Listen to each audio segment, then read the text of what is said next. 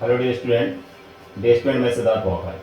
Day student, जैसे कि आप लोगों को नोटिस मिल चुका होगा कि अभी आपको पता है कि अटल बिहारी वाजपेयी जो होता है कि मेडिकल यूनिवर्सिटी, जिसको जो होता है कि हम लोग AB, ठीक है, BMU के नाम से भी जानते हैं, यानी कि अटल बिहारी वाजपेयी मेडिकल यूनिवर्सिटी के नाम से जानते हैं।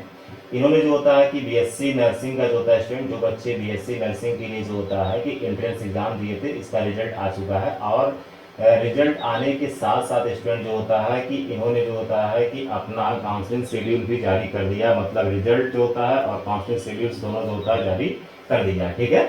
यानी कि जो होता है फर्स्ट राउंड का काउंसलिंग जो होता है स्टूडेंट स्टार्ट हो गया है। अब देखिए, मैं आज आपको बताऊंगा कि कौन से जो होता है कि बच्चे काउंसलिंग करा सकते हैं, ठीक है, कौन कौन से बच्चे। जैसे देखिए क्या, जैसे मान लीजिए कि आप जब अपना स्कोर कार्ड डाउनलोड किए होंगे, यानी कि जब अपना रिजल्ट जो होता है कि आप डाउनलोड किए होंगे, तो वहाँ पे लिखा होगा साइड में जो होता है कि क्या आप जो होता है काउंसलिंग के लिए एलिजिबल है कि नहीं है, ठीक है। मतलब आप क्वालिफाई किए हैं कि नहीं काउंसलिंग के लिए। अगर जो होता है कि आपके स्कोर कार्ड पे लिखा हुआ है कि आप जो होता है कि काउंसलिंग के लिए क्वालिफाई कर गए, मतलब आप काउंसलिंग करा सकते हैं, ठीक, काउंसलिंग में आप बैठ सकते हैं। तो मैं आपको यहाँ पे कुछ डेट बता रहा हूँ। ये डेट जो होता है काफ़ी ज़्यादा इंपॉर्टेंट होगा और उसी डेट के बेस पे जो होता है सभी काम होंगे स्टूडेंट। अगर आप नए होंगे तो चैनल को सब्सक्राइब जरूर कर लीजिएगा, टेलीग्राम ग्रुप है उसको भी ज्वाइन कर सकते हैं शिवाली नाम से। देखिए क्या करना, क्या आपको जैसे देखिए क्या है, सबसे पहले देखिए लिखा start of registration for online counselling and जो होता है चॉइस फिलिंग, ठीक है। यानी स्टूडेंट जो होता है 22 तारीख को इन्होंने अपना रिजल्ट दिया है और 22 से 24 को सैटरडे का दिन था, उसी दिन जो होता है कि BSc नर्सिंग का रिजल्ट दिया है और उसी दिन से जो होता है स्टूडेंट जो होता है काउंसलिंग भी अपना ये स्टार्ट कर दिया है। इसमें करना क्या है, सबसे पहले जो होता है आपको रजिस्ट्रेशन करना होगा, ठीक है, काउंसलिंग के लिए। उसके बाद जो होता है चॉइस फिलिंग, यानी कि कौन कौन से कॉलेज होता है कि अपना चूज कर रहे हैं, ठीक है, उसको आपको जो होता है लॉक करना होता है। जब स्टूडेंट जो होता है कि आप लॉक कर देते, उसको कह रहा है end of the registration for online counselling होता है चॉइस फिलिंग, यानी कि देखिए 22 से लेकर के 27 तक, ठीक है। यानी कि 22 तारीख से लेकर के 22 से 24 से 27 से 24 तक जो होता है स्टूडेंट 11 बज करके, देखिए क्या होता है 12 बजे करीब, ठीक, इतने बजे तक जो होता है कि आप अपने जो होता है फर्स्ट राउंड काउंसलिंग में जो होता है रजिस्ट्रेशन कर सकते हैं और अपना कॉलेज को लॉक कर सकते हैं, ठीक है।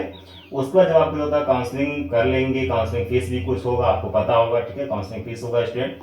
उसके बाद होता क्या है कि आप देखिए announcement of the seat allocation, यानी कि जो आप लॉक किए हैं उसमें से आपको सीट कोई मिला है कि नहीं मिला, इसका जो होता है 23/6/24 को यानी संडे के दिन जो होता है रिजल्ट जारी करेगा कि भैया आपने जो लॉक किया था उसमें से आपको ये कॉलेज मिल रहा है, ठीक है।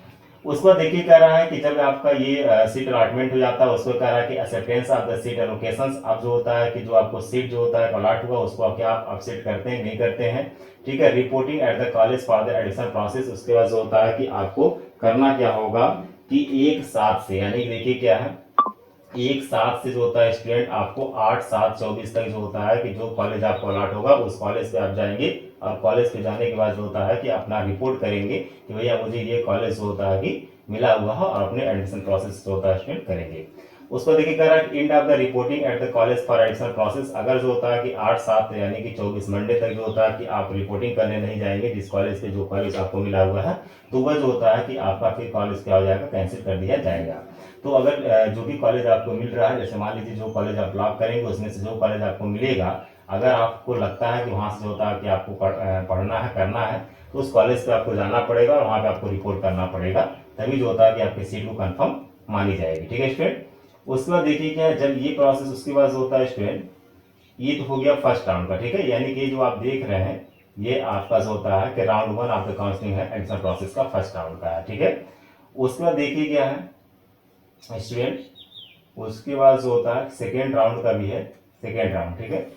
अब देखिए जो होता है round second of counselling process है, इसका क्या डेट है, डेट टाइम क्या है स्टूडेंट, ये आपको ज़्यादा याद रखना है।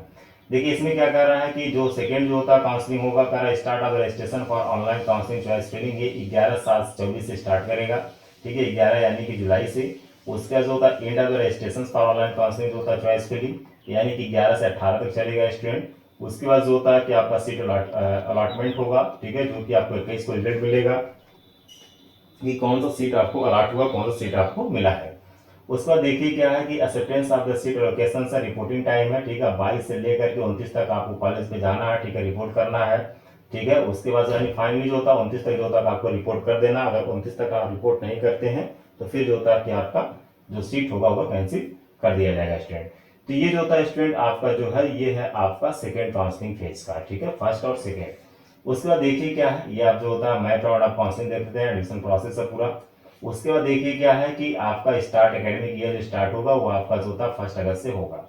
स्टूडेंट होता क्या है कि जब भी आप अपने कॉलेज पे रिपोर्ट करने जाइएगा तो आपके साथ में जो होता है पूरा डॉक्यूमेंट लेकर के जाना होगा। मैं ग्रुप में पीडीएफ भेज दिया, वहाँ से आप देख सकते हैं। देखिए क्या आपका क्लास 10th का हाई स्कूल इंटरमीडिएट का मार्कशीट होगा, ठीक है, उसका जिराक्स करा लीजिएगा, आधार कार्ड ले लीजिएगा, फोटो ले लीजिएगा। उसके बाद जो होता है कि जो आप एडमिट कार्ड मिला था आपको एग्जाम देने के लिए इसका, ठीक है, एडमिट कार्ड ले लीजिएगा। उसके बाद जो होता है कि स्टूडेंट एडमिट कार्ड के बाद जो होता है जो आपको लेटर मिलेगा यानी कि अलॉटमेंट लेटर मिलेगा उसको ले लीजिएगा। मतलब पूरी डॉक्यूमेंट जो होता है कि आप ले लेंगे। अगर आप SC ST या फिर EWS का सर्टिफिकेट अपना लगाए हैं तो उसको भी आप लेकर के जाएंगे स्टूडेंट, ठीक है। और रिजल्ट भी जो आपका मिला है, ठीक है, उस रिजल्ट को भी आप लेकर के जाएंगे, तभी जो होता है कि आप कॉलेज की रिपोर्ट कर पाएंगे स्टूडेंट।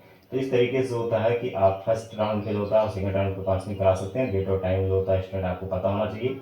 दूसरी नंबर स्टूडेंट देखिए क्या, अगर आपकी मार्कशीट पे लिखा हुआ है कि आप जो होता है काउंसलिंग के लिए, ठीक है, एलिजिबल हैं, तो अगर मान लीजिए आपका 100+ मार्क्स है स्टूडेंट तो आप काउंसलिंग करा लीजिए, ठीक है, काउंसलिंग करा लीजिए। अगर आपको कॉलेज मिल जाता तो अच्छी बात है, ठीक है। जिसमें से आपका कुछ होता है कि रिफंडेबल होगा और कुछ नॉन रिफंडेबल सोर्स भी होते हैं इसमें, ठीक है। अगर जो होता है कि आपके जो स्कोर कार्ड डाउनलोड करते हैं उस पर जो होता है लिखा हुआ है कि आप जो होता है काउंसलिंग के लिए एलिजिबल नहीं है, तो फिर कोई मतलब नहीं है काउंसलिंग करने का स्टूडेंट, ठीक है।